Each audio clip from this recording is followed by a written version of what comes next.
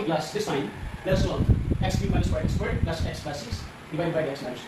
Divide the first term, and the dividend of the first term of the divisor, x cubed divided by x is x squared. X squared times x is x cubed. X squared times negative 2 is negative 2x squared. Change the sign of subtrahend from positive negative, from negative positive.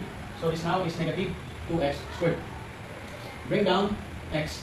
Negative 2x squared divided by x is negative 2x. 2x, negative 2x times x is negative 2x squared. Negative 2x times negative 2 is positive 4x. Change the sign of subtrahend. This is negative 3x. Negative 3x divided by x is negative 3. Then negative 3 times x is negative 3x. So I forgot to bring down 6. The negative and negative is positive 6. So change the sign of subtrahend. Positive, negative, so 0. So this is how to solve long division. To get the quotient is x squared minus 2x minus 3. So this is the quotient.